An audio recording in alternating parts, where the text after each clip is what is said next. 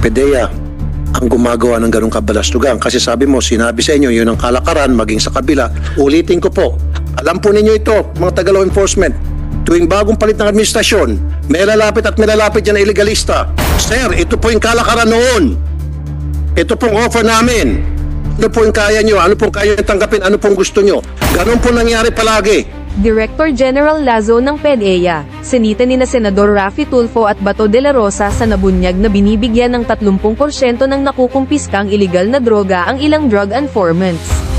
Panoorin ang buong talakayan sa Senado. Ginagawa at gusto natin mabigyan ng linaw ang lahat ng mga pangyayari na ating naobserbahan sa paligid natin ngayon. Kaya thank you. Thank you very much for coming over. This meeting is hereby called to order.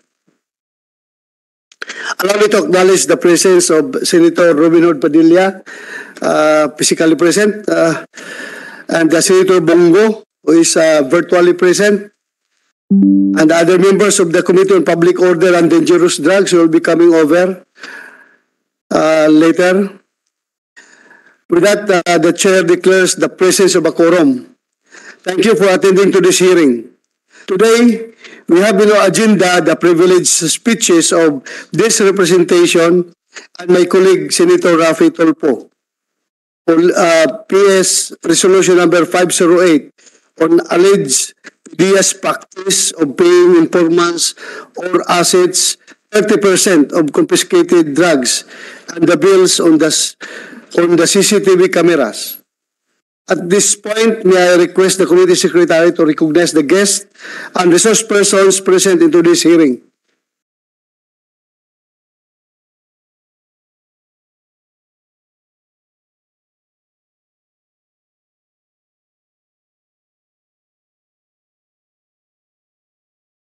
Thank you, sir. We have from the Department of Information and Communication Technology, Director Wilkins Wong. Morning, sir. From the Dangerous Drugs Board, we have OIC Secretary Yusek Earl Saavedra. Morning, sir. From the National Privacy Commission, we have Attorney Vida Zora Bocar. From the Philippine National Police, we have Police Lieutenant General Benjamin Santos.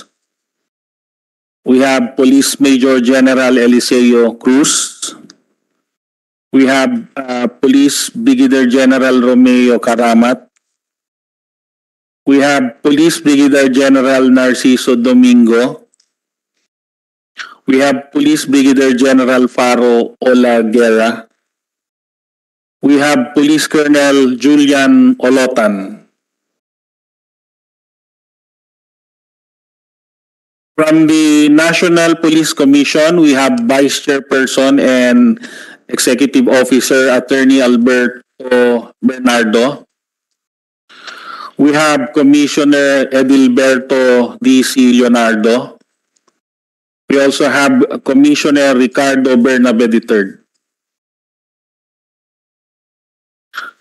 From the National Bureau of Investigation, here, sir. We have Attorney Eduardo Ramos Jr. We also have Mr. Levi Omar Orile, sir.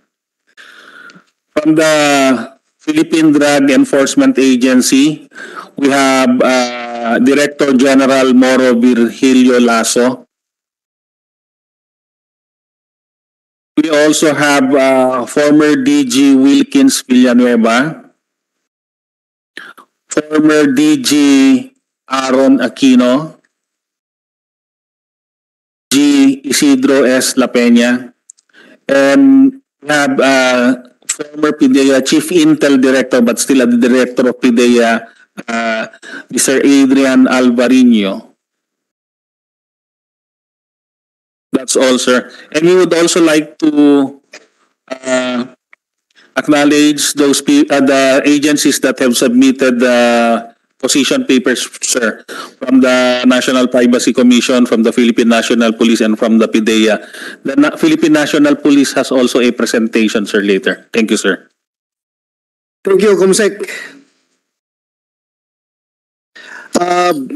Maraming salamat again, sir, for coming over. Alam kong kayo'y lahat, karamihan sa inyo.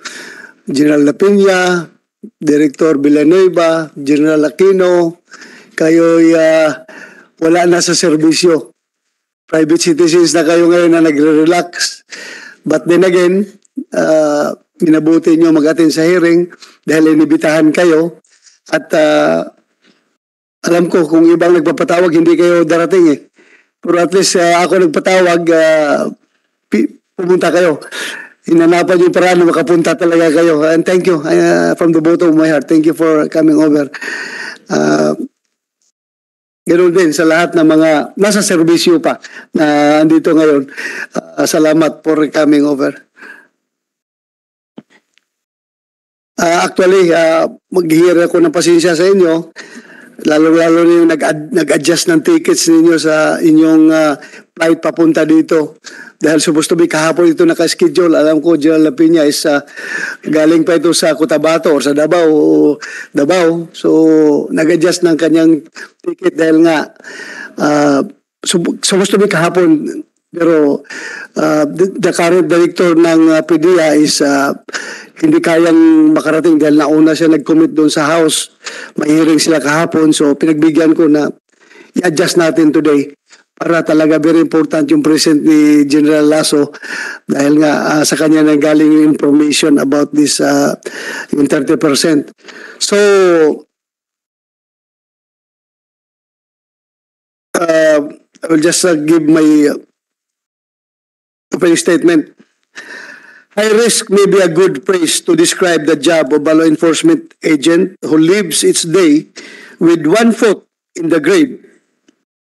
Considered as one of the hazardous professions, our military and uniformed personnel hold the distinct position of being the ones for whom the term killed in action was coined, especially those who devoted their lives in the performance of their job.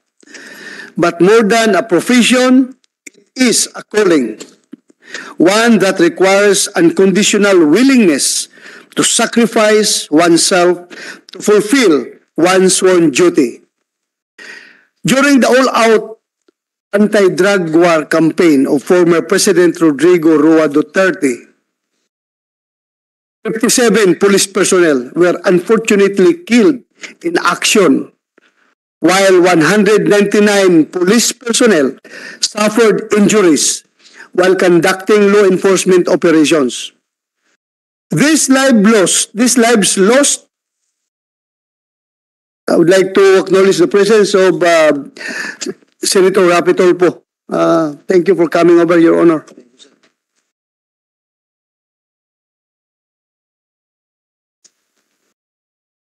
This life lost and injury sustained by our police and ultimate sacrifices made towards our hope of ending the drug menace in the country.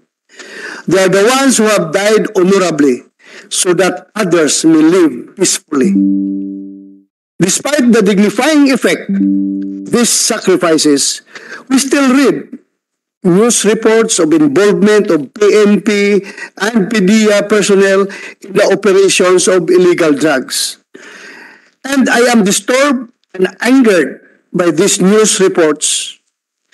Ang mga tinaguriang ninja cops noon na ating pinarusahan ay tila muling nagbabalik at nagpapakita ng ngipin laban sa ating matitinong pulis. Nakagagalit. What is more alarming is the alleged PDEA's of paying informants or assets 50% of confiscated drugs, which is tantamount to a violation of RA 9165, the law they are supposed to implement. Wala po sa aking imahinasyon, di sa bangungot, na darating ang panahon na mayroong mga alagad ng batas ang mga ngahas na gawing pabuya sa kanilang mga informante ang mga illegal na droga na kanilang nasawata. Sana ay masamang biro lamang ito. Our law enforcement agencies have accomplished so much during the past and this present administration. Many have upheld their commitments to perform their sworn duty to fulfill the trust of the people by serving them with honor and integrity. Ngunit tila may mga ilan pa rin na walang takot na sumisira sa imahe at integridad ng PNP at PDEA. Nalabanan ang illegal na droga. Kung ang ebidensya kapag walang integridad ay binabaliwala sa korte, paano pa kaya kung ang pagsiservisyo ng mga law enforcement agent ang mawalan ng integridad? Nawa ay sa pamamagitan ng ating pagdinig sa araw na ito ay mabigyang linaw ang mga isyu at mga paratang laban sa PDEA ating kapulisan. Ito ay mga akusasyon na dumudungis sa imahe at integridad ng hindi lamang ng PDEA at PNP, kundi sa imahe at integridad ng buong pamahalaan. Ipakita natin na hindi pumapayag ang institusyon ng PNP at PDEA na maging kasangkapan ng mga masasamang loob. Wala ako mangingibabaw ang paniniwala ng ating mga kababayan sa mga matitinong pulis at PDEA agents na hindi napapagod at natatakot magsilbi para sa bayan. Maraming salamat. At this point, I would like to give the floor to Senator Robin Hood Padilla for his opening statement.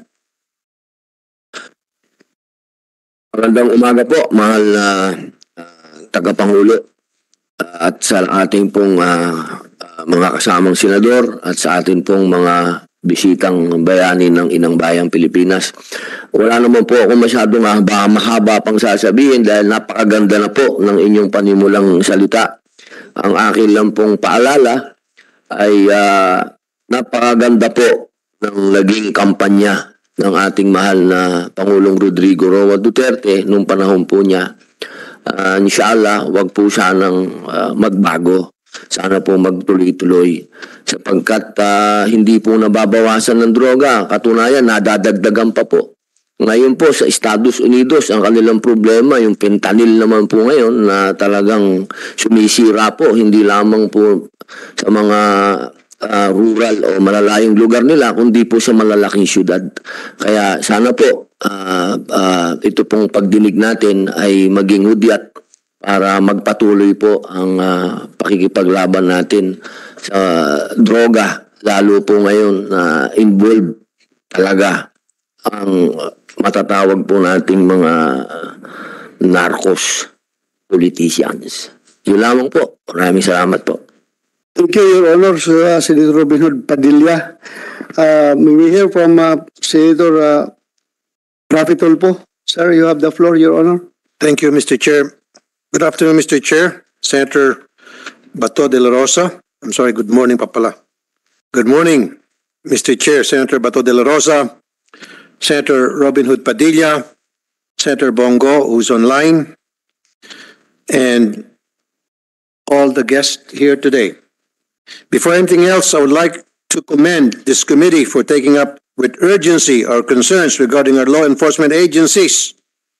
When I delivered my privileged speech last December, my esteemed colleague, the very capable Senator Bato de la Rosa, and I had a healthy exchange regarding the operations of our law enforcement officers. Nung araw na po yun, dinulog ko po sa plenaryo ang mga hinaing ng mga mahihirap nating kababayan na walang kapangyarihan, walang kalaban-laban, at walang kilalang may impluwensyang tao, kaya di nakakalaban ng pratas sa kamay ng ating batas. At naintindihan ko po, di naman ang pinanggagalingan ni Senator Bato de la Rosa tuwing pinagtatanggol niya ang ating mga kapulisan. Ako po ay nagkikisa sa kanya sa pagsabi na mas marami pa rin ang mabubuti ang hangarin sa ating mga kapulisan kaysa sa mga tiwaling pulis. Ilang beses na po silang tumulong sa akin para matulungan ang ating mga mahihirap na kababayan. And for that, I salute all our law enforcers. Unfortunately, I believe that we are all in agreement here today na madami pa din po tayong kailangang ayusin sa sistema natin. And to acknowledge that this is the biggest and hardest step that we have to make. Aminin po natin kung saan tayo nagkakamali. Kasi kung hindi, hindi tayo magbabago. During my privileged speech, I gave several suggestions regarding my concerns about the abuses of some of our law enforcers and unfair circumstances faced by the poor when it comes to law enforcement operations and criminal prosecutions. A. I propose that the quantum of evidence for the filing of criminal cases should be higher than more than mere probable cause para pag-isipang mabuti kung dapat ba isampa ang criminal case. Hindi yung kunting reklamo lang, kaso na agad. B. Magkaroon ng batas laban sa pagpaplanta ng ebidensya. Sa ngayon, we only have laws against planting of firearms and ammunitions and drugs. Baka pwedeng isa batas na rin para sa lahat ng klaseng pagplanta ng ebidensya at taasan ang penalty nito upang matigil na itong kalakaran na ganito.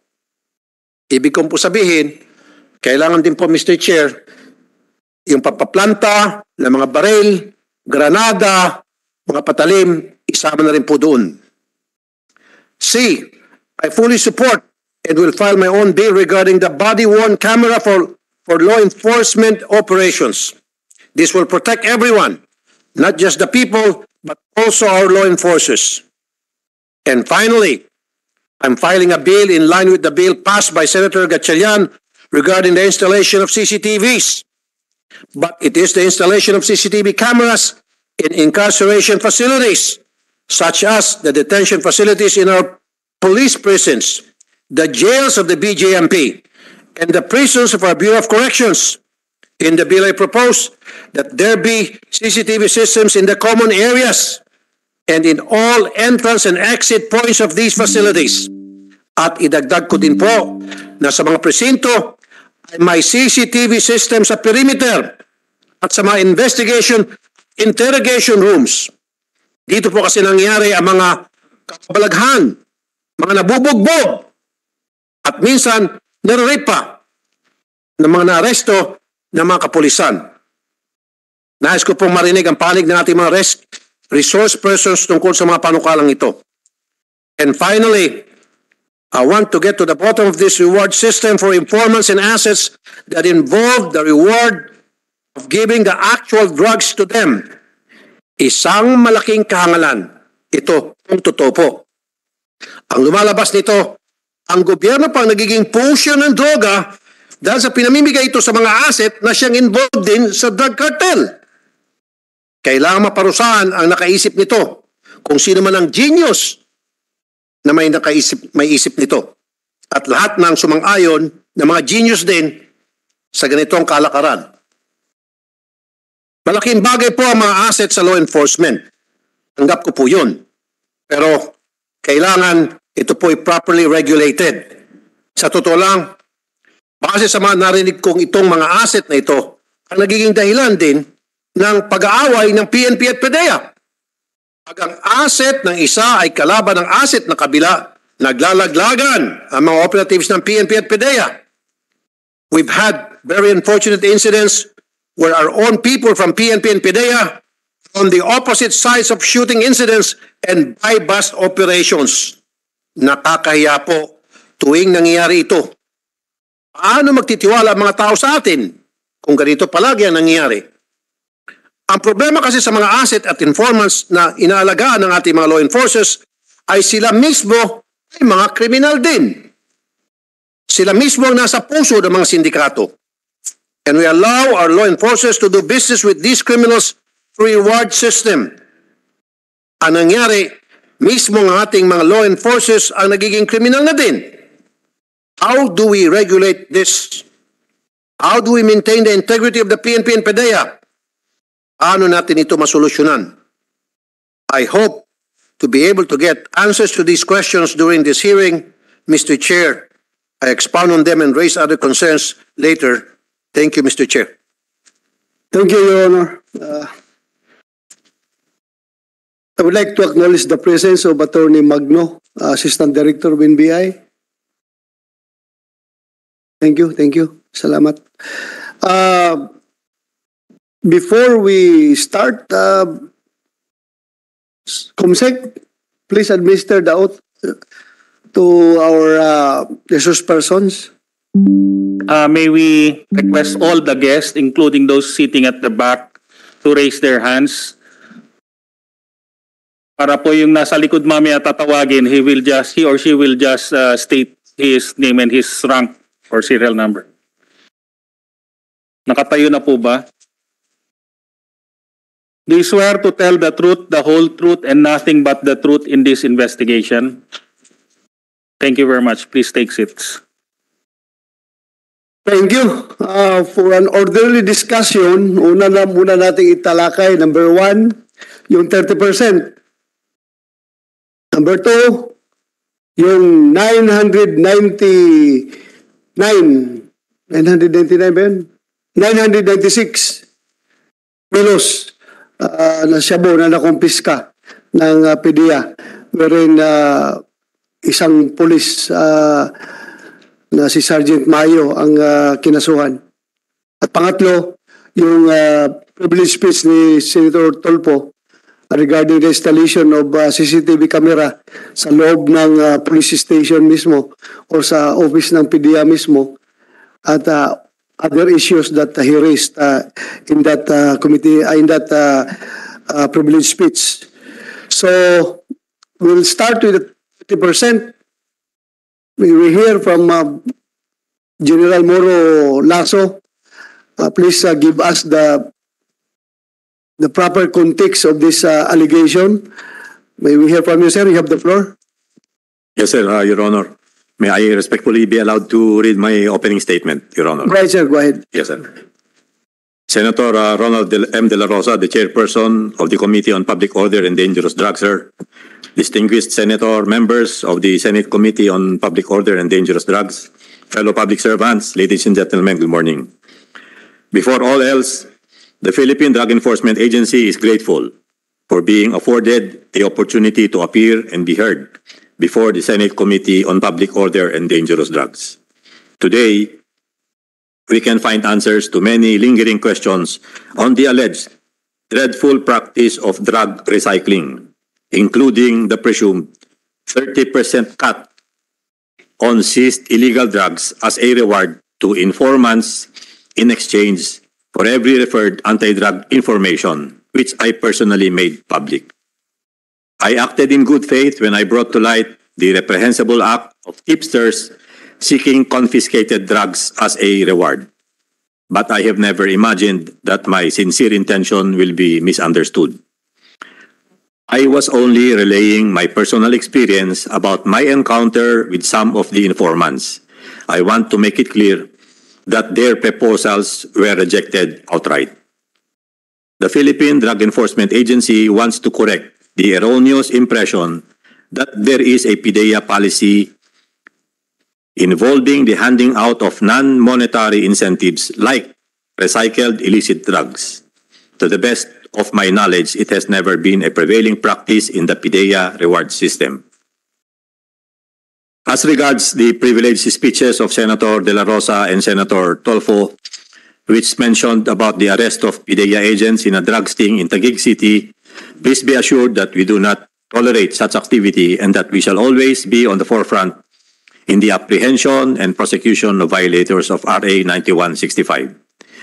As we are surrounded by esteemed fact-finders and truth-seekers in this room, may this inquiry shed light on the matter and enable the Chamber to remedy any shortcomings found in aid of its legislative function.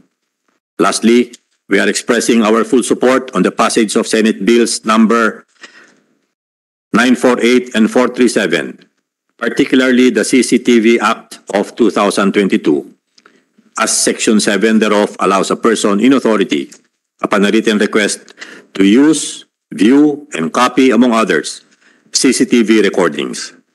This will be very helpful in the investigation and prosecution of an offense punishable by RA 9165.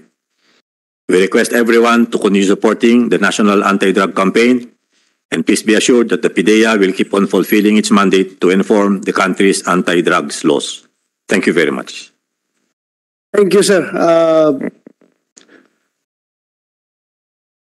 yung lumabas yung balita na yan, can you walk us through? Paano, yung encounter mo dyan sa informant na yan, paano nangyari at para maklaro sa body na ito, ano lumabas yung informasyon na yan? Please. Yes, Your Honor. Being new in PIDEA, of course, we started trying to ask for informants to help us because ito naman sir talaga yung trabaho natin.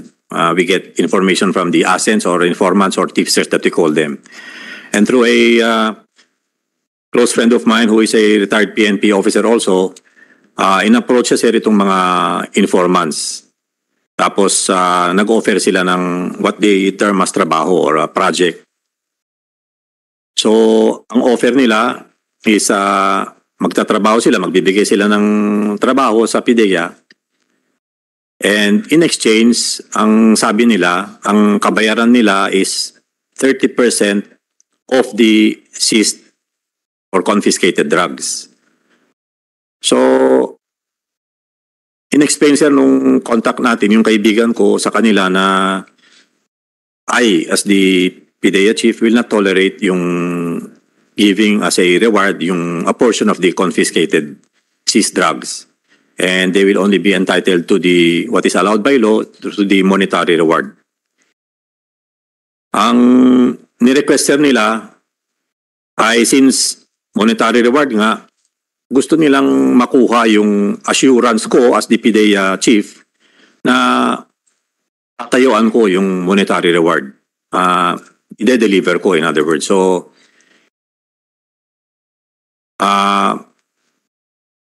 I decided that harapin ko sila na kausapin para to give them the assurance na yung monetary reward will be given to them. And so nagkaharap-harap nga sir kami. And so yun, kwento nga nila na tinanong ko rin kasi kung bakit ganun. Sabi nila sir, yun daw ang kalakaran, to use their words, na pati rin daw sa kabila. So sinabi ko sa kanila, tinanong ko, what do you mean na pati sa kabila? So they were referring to the Philippine National Police, of course. We were just across we were just along EDSA. So outright sir, sinabi ko sa kanila na, no, I will not allow that, sabi ko. You will only be entitled to your, the monetary reward, which is corresponding to your accomplishment. And my presence now, sinabi ko sa kanila, umarap ako sa inyo to give you the assurance na ibibigay namin sa inyo yung monetary reward. Kasi one reason also why I had to be present and to see them personally also sir is because nagkaroon sila ng may binanggit sila, they mentioned of one incident na hindi raw nakarating sa kanila kasi yung reward. Kaya through this close friend of mine, sinabi niya na kailangan harapin natin nga para magkaroon sila ng assurance na hindi sila tatablahin o talagang may bibigay sir yung reward. So that was it sir. It was a personal encounter, engagement with them, conversation, ganyan. That's where the 30% came out sir. So it happened only in my actual engagement with the informants. Hindi mo siya tinanong sir kung pwede ba siyang maging whistleblower para gamitin natin siyang witness para kung totoo yung sinasabi niya, baka nilalaro ka lang niya doon. Hindi, dapat sinabi mo na gawin kita whistleblower. I-implicate mo lahat ng alam mo na ginagawa yung kalakaran na yan para magtino itong mga kasamahan natin na gumagawa ng ganyan. Hindi mo sinabi? Your Honor, no. Unfortunately, hindi ko naisip yun because I was excited a bit for us to pag-usapan yung trabaho nga na ino-offer nila. So, since,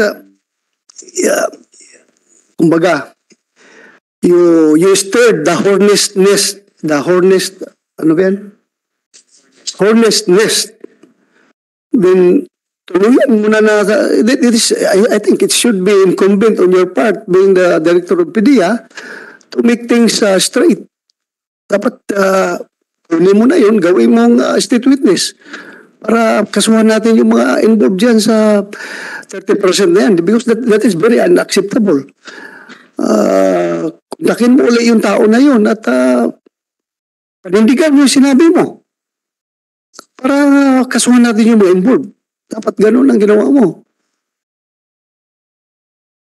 What can you say, sir? Maybe what I can do, sir, is try to get in touch with them again and maybe offer them this opportunity kung... Mr. Chair, pwede makasingit po. Yeah. Okay.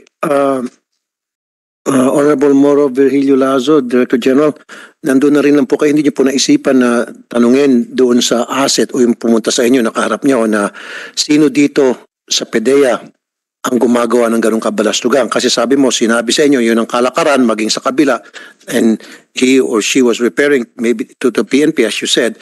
So doon na naman po nung sinabi niya, yung kalakaran okay, sige, yun palang kalakaran. Sino ang mga involved dito sa PDEA na gumagawa ng kalakaran na yan? Kasi hindi ko alam yan. Hindi ako papayag niyan. You should have at least asked kung sino sa mga tauhan mo sa PDEA, present or previous na involved. You didn't ask that? That's a simple question. Yes, Your No, Honor, I'm sorry I was not able to ask that question. Why not? Mataas pong ranggo ninyo.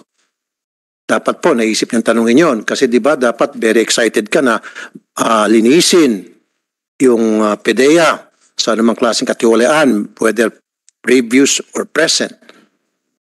Doon pa lamang po, sana red flag ho agad yun. It should have rang a bell. Nothing, abay may kalokohan pala rito na yung drugs pala binibigay na reward. At harap-harapan mo na nandyan na. Sinabi sa iyo na ang kalakaran dito sa PDEA. Sino sa PDEA? You should have asked that. Nagtataka lang po ako bakit po hindi niyo po natanong yon. Yun lang po, Mr. Chair. Yeah, thank you, Your Honor. Alam mo, sir, itong mga tao na ito, yung mga asset-asset na yan, alam naman natin yan. Nilalaro tayong itong mga tao na ito.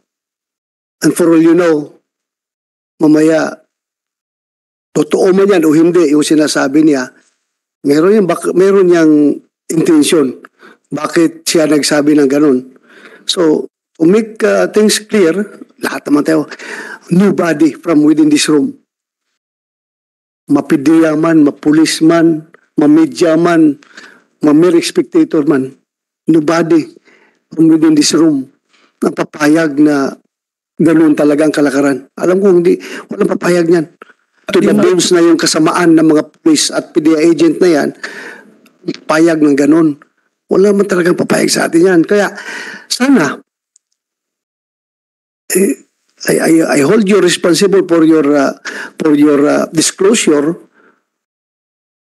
Dapat na-realize mo na you are the PDEA director and yung ginawa nilang revelation is a violation of law. Sana, loapin mo, sir, ngayon.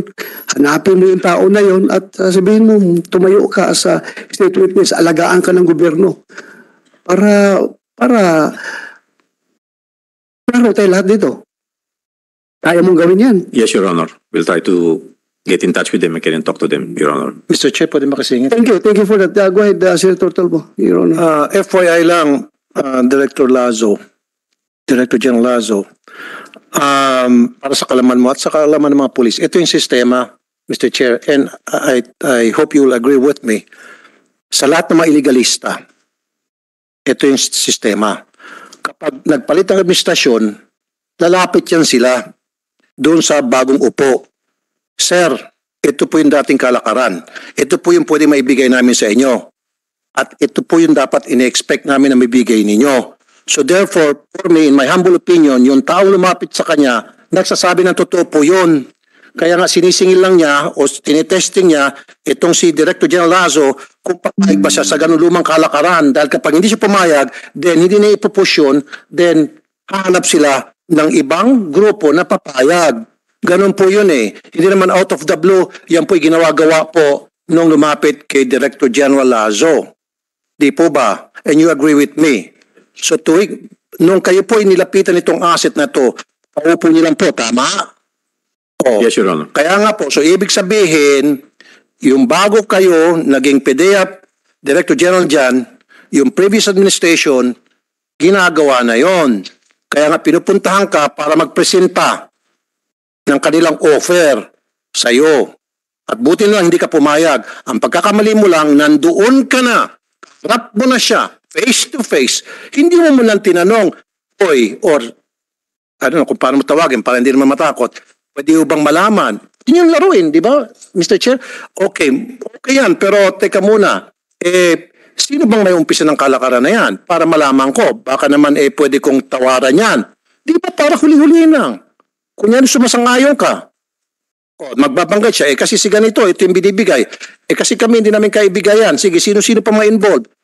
Huli-huliin mo lang. Hanggang sa makakuha ka lahat ng impormasyon na kailangan mo para makasuhan agad tulad ng sinasabi ni Senator Bato de la Rosa. Pero hindi mo ginawa, nakakapagtaka. Di ba? Gaano nga katagal ang experience po sa law enforcement? How long have you been sa law enforcement? Sir, I retired from the PNP after having 38 years in the... Ilan po years? 38, sir. 38. Ano pong rango inabot niyo, sir?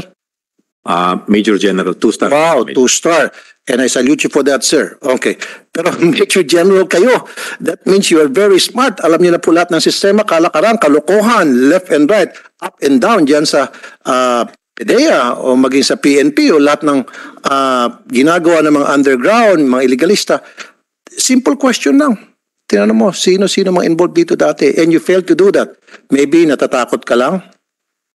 Maybe that guy told you that whoever those people involved, nahiya ka lang, natatakot ka lang, speak up. Yun lang po, Mr. Chair. Thank you, Your Honor. Alam ko hindi natatakot si General Lasso dyan. Nag-retire as a sub-director. Hindi talaga natatakot yan. I can give you the assurance. Hindi to takot sa labanan. Yun nga lang siguro. I hold you responsible for your disclosure, sir. Please, so that the Filipino people will be satisfied. Hindi pwede you will just leave everything hanging. Sinabi mo yan, then paninindigan mo. Follow-upin mo, sir. Hanapin mo yung mga tao na yun. Yes. Pero you know, itong mga tao na ito naman, alam naman natin yan kung sino-sino yan at anong motibo niyan. Parang baligtad ang nangyayari. In our plans, mga action agent na ito, merong handler. Ang nangyayari, yung handler na police o PDEA agent, sila lang hinahandle nitong mga action agent na sila sunod-sunuran. Itong gusto namin, mag-demand kami 30%. Take it or leave it. Sabi naman ng handler, sige, gawin natin yan. Basta makaka-accomplish lang kami. Baka gano'n na nangyayari. Baligtad nangyari. Ang agent, action agent ngayon, ang nagiging handler. Yung handler ay sunod-sunuran na ng mga ahinte na yan. So, ito nga, klaruin natin. Sabi niya, kalakaran na yan, matagal na. How long, sir? Hindi mo tinanong? No, sir. Ang exact question, sir, is yan ang kalakaran. Kalakaran, okay. Speaking of kalakaran, we'll ask yung pinalitan mo na PDEA Director, Marquez Villanueva. Ito ba'y kalakaran ninyo sa panahon ninyo noon? Masakit, sir, yung divulge. Kasi, sir, ang haba ng trabaho natin 20 years ako sa PDEA and never naging kalakal namin yan, sir. At the same time, nung nag-DG kami, nag-DG ako, structured, sir, ang anti-drug operation natin. Mas nakalatag yung intelligence operation. So we are not really dependent on informants. Ang nangyayari kasi, sir, dahil bago, may mga walk-in informants. During my time, nung regional director pa, sir, ako ng regional NCR, I discouraged the use of walk-in informants. Dapat yung anti-drug operation should be intelligence-based. Yung pinaghihirapan ng ahente. Kasi hindi ka pwedeng kumuha ng operation na yung alpha mo lahat ang magtatrabaho. Maglalaro talaga yan, sir. Now, yung I'm sorry, sir. But kung lumapit, sir, sa'yo, I assure you, basurero ng droga yan, sir. Kasi kung mag-aano ka ng 30%, magbabasura ka ng droga. Saan mo ibabasura yan? Sa barangay. No other else. So, ibig sabihin, kukuha ka ng malaking seizure, yung 30% dito, ilalagay mo ngayon sa influence barangay. Well, alam ko dumaan ka sa PDEA. Hindi ka direkta naging PDEA director. Nagiging regional director ka noon. Ang tanong kasi nito, baka mamaya sabihin, ikaw, PDEA director ka, malinis ka, hindi mo yan ginagawa. Baka the people under you, may ginagawa na ganun. So, you've been a regional director, I'm sure, hands-on ka pag RD ka sa lahat ng operations. Sir, pag nag-30% ka kasi, sisingaw yan, sir. Imposible hindi sumingaw yan. Ibig sabihin, pag kumuha ka ng droga, out of dun sa huli mo, sisingaw yan, sir, sa mga law enforcement. Ito na nga, sumingaw nga. May sumingaw yung nagsabi. Hindi natin nga alam, sir, kung paano ang singaw niyan eh. Sir, kung ako yun, nilapitan, ang una kong tabahuhin, yun lumapit sa akin kasi siguradong basurero yun. Kasi alam niya kung sino yung nagte-30% eh. Yun dapat ang kakandakan ko ng intelligence operation. Dahil, sayang, sir, yung legacy na iniwan ng ating presidente about sa war against drugs. During my time, 2020, pandemic pa yan, sir, nakakuha tayo 3.994 tons of dangerous drugs. Kung may 30% yan, sir, sisingaw yan. Bakit? Every operation namin, sir, meron kaming NICA, kasabay namin. Kasabay namin, sir, ang ISAP, kasabay namin ang PIDEG. Definitely, sisingaw yan, sir. And ever since, alam mo, sir, kay Presidente Duterte, ex-president, patay ka. Gawin mo yan. Mauuna ka. Which is yun na nakakalungkot dahil binigay natin yung lahat because of yung, sir dapat, sir, kasi proactive yung intelligence natin eh. Dapat talaga, sir. Mr. Chair, pwede makasingit base sa mga sinasabi niya. Okay, Mr. Villanueva, ito pong tanong ko sa inyo. Run me through paano po yung kustodiya ng droga once na nahuli up to the time na yun ay sinunog. Di ba, halimbawa, may nahuling 10 kilos. Alright? Within 24-hour period, yan po ay dadalhin sa laboratory para i-test. So after na may test ng laboratory at sinabi na yes, talagang sure to na shabu, anong sumunod na proseso? Lahat yan, sir. For example, pagkakahuli pa lang, there should be an inventory of dangerous drugs under Section 21.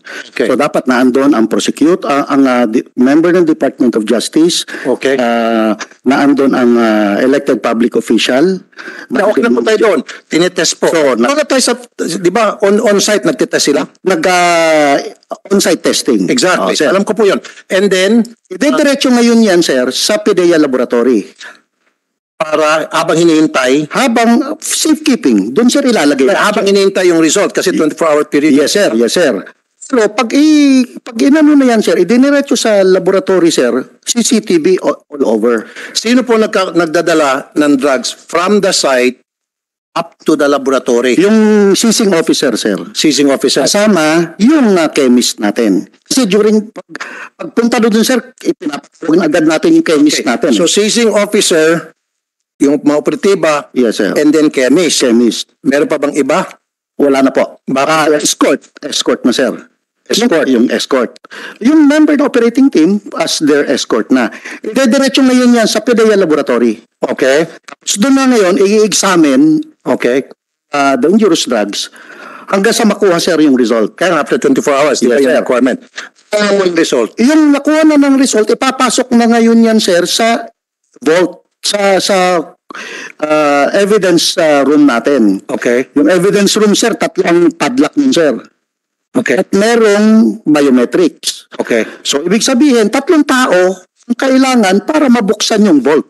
Okay. So, everything is So from the laboratory going to the vault, sino po yung nagpapasok? yung sa laboratory na, sir. Kasi ito-turn over na ng seizing officer sa chemist in charge dun sa case na yon. Kaya nga po. So yung mga taga-laboratory, sinabi nila, okay, sertipikadong drugs, shabu itong 10 kilos.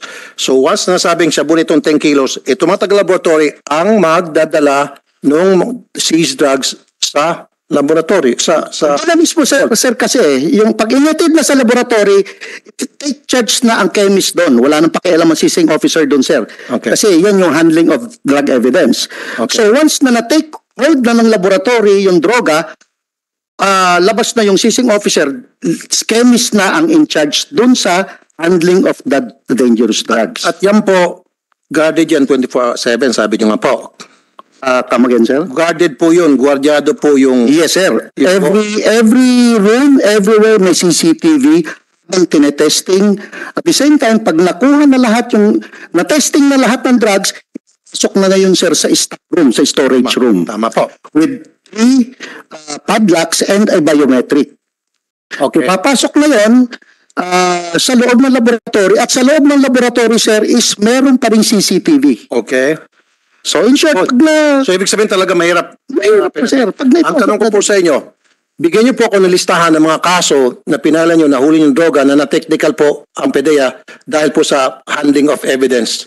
Ilan po ang mga kaso na kung saan na-dismiss yung case against those? No, sir, I don't have I need, I need. But they can provide you. for The that. PDEA can provide you with the Balita ko, list. may mga insidente na nate-technical po ang PDEA dahil nga po sa handling of evidence.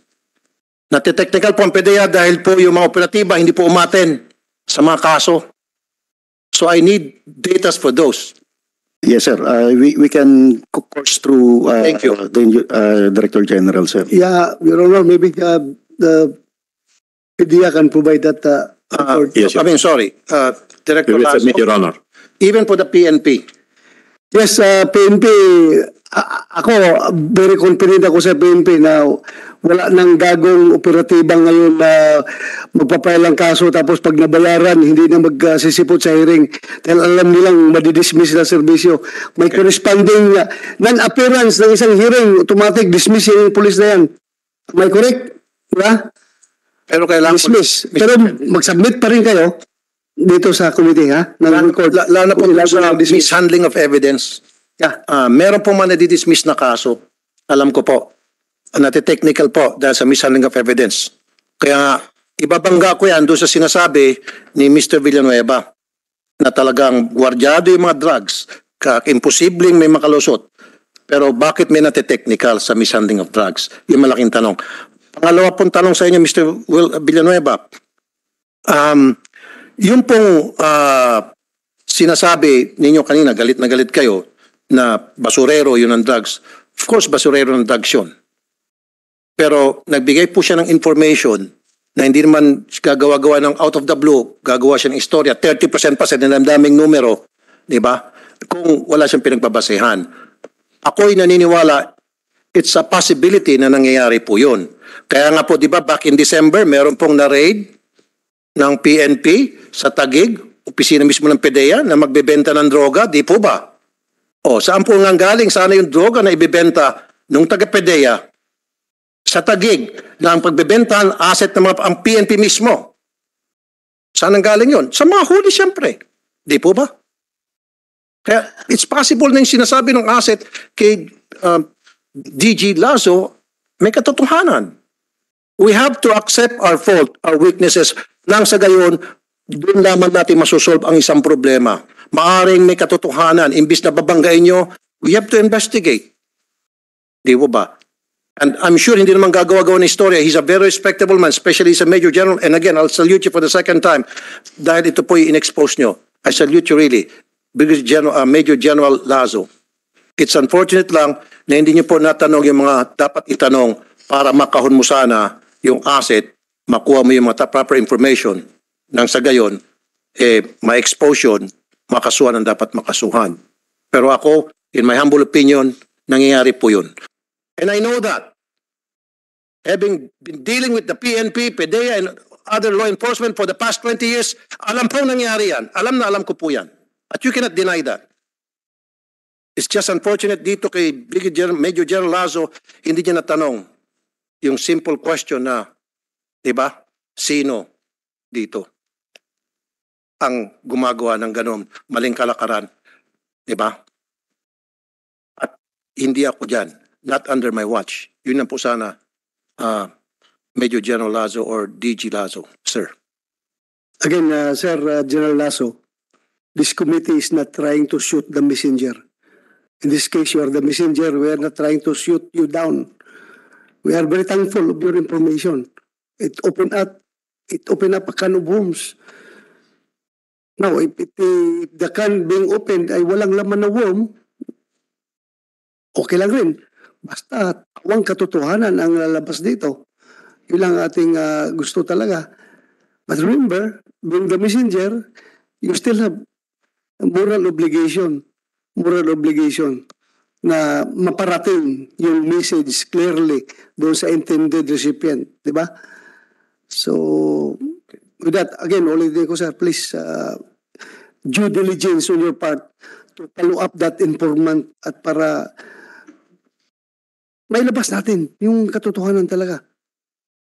Yes, sir? Yes, Your Honor.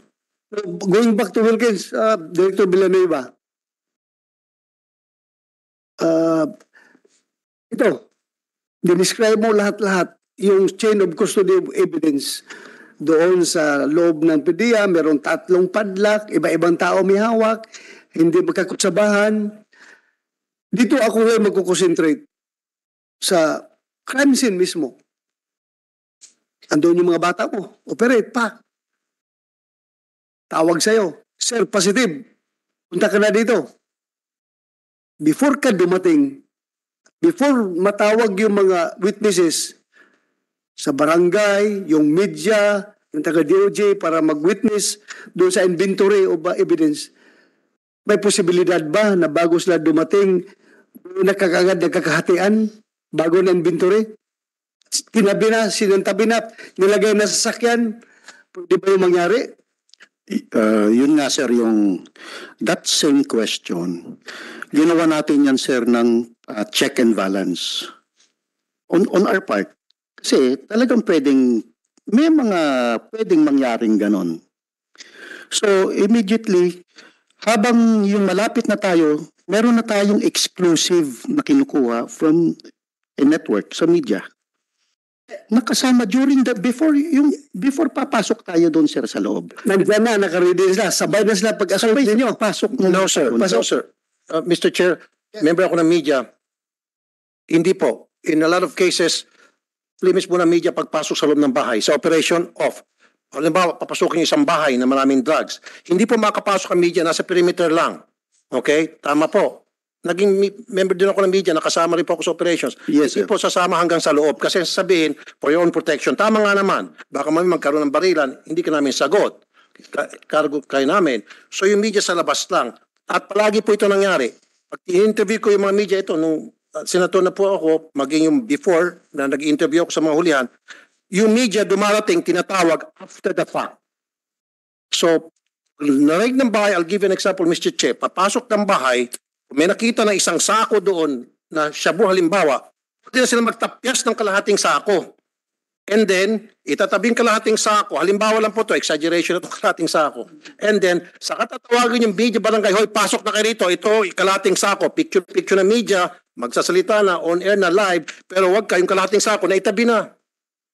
Your reaction? Yeah, go ahead. Sir, remember nung regional director ako na NCR, meron tayong programa sir, pinagsasambayan natin sir, yung tutok tulfo natin. And every week sir, kasama may table dun sir, yung staff and yung crew ng tutok tulfo sir.